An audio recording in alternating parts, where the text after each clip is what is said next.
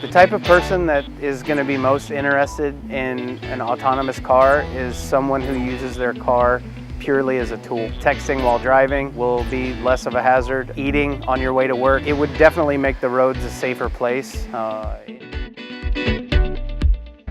Whoa, autonomous car? Is that even a word? Self-driving car, lame. I'm not really a huge advocate for them. I think if an autonomous car had Kooks headers on it, I may be more inclined to drive it or ride in it. If it was able to sound like a regular muscle car, I would definitely enjoy that. Negative, because I need something that's gonna sound cool, like this.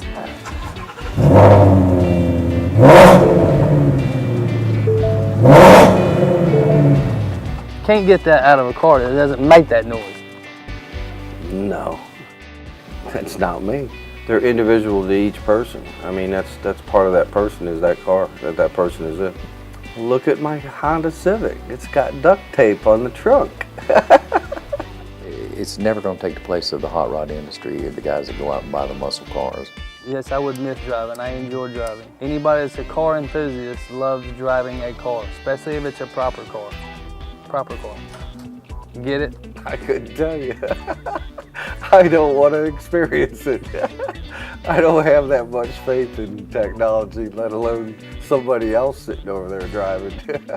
In the South, people want to drive. They're gonna drive. Do I think they will be in my lifetime? Yes. Do I think it will be a good thing in certain terms? Yes, because there are a lot of people out there that should not be allowed to drive. Possibly delivering food. I love to eat, obviously, so that'd be great if, the car just showed up with my food and there wasn't a person there, so I didn't have to tip them because I'm cheap. Delivering packages, not much of anything. Something simple, and the man and the wife hop in the back seat and it drives them up the highway. Take me to the restaurant or take me to the theater. Also for combat operations to keep the troops out of harm's way. That's a very good avenue that they're starting to use now. It's one of those things, if you like to drive, you like having control, you like being able to shift gears, turn the steering wheel, enjoy the experience of driving. Until all cars are fully autonomous, there's still going to be people driving cars that are not. So the people will probably drive into the autonomous cars. Oops, my bad. I would be messing with it, for sure. I'd probably chase it, aggravate it, something more to, I think that would probably suit me. Probably bump drafted.